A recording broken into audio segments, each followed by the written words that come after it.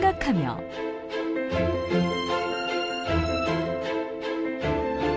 안녕하세요. 걸으며 생각하며 여행작가 문일식입니다. 올해로 탄생 100주년이 되는 미술가가 있습니다. 흰소 하면 떠오르는 이중섭입니다. 이중섭은 1916년 함경도 원산에서 태어나 일본 동경에서 학교를 다녔고 부인인 이남덕을 만나 결혼까지 했습니다.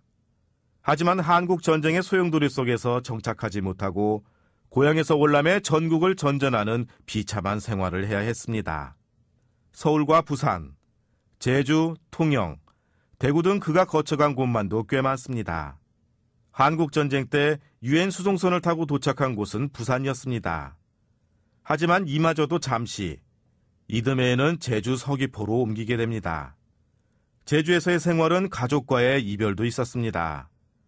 이남덕과 두 아들은 생활고로 바다를 건너 일본으로 가게 된 겁니다.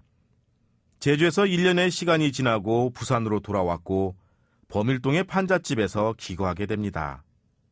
가족과의 이별은 생이별의 아픔은 물론 헤어진 가족에 대한 상봉의 희망을 담은 그림을 많이 담게 됩니다. 당신만으로 가득 차 있음을 한순간도 잊지 말아주오.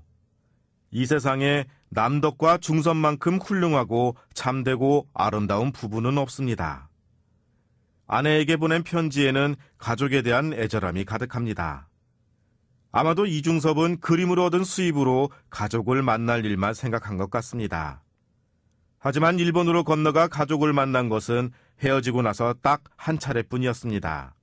그랬으니 이중섭은 가족이 더욱 그립고 절실했을 겁니다. 부산에 이어 가장 왕성한 작품 활동을 했던 2년 동안의 통영에서의 생활도 있었습니다. 화가 이중섭을 만날 수 있는 곳은 많습니다. 제주 서귀포에는 제주에서 11개월 동안 살았던 예터의 이중섭 미술관과 이중섭 문화의 거리가 들어섰습니다.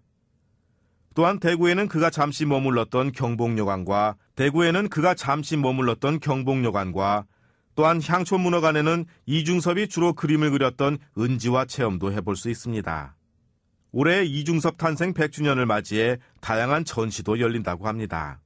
부암동의 서울미술관에서 열리는 이중섭은 죽었다와 제주 이중섭 미술관의 운명의 현해탄, 아고리와 아스파라가스의 사랑이 대표적입니다. 걸으며 생각하며 지금까지 문일식 여행작가였습니다.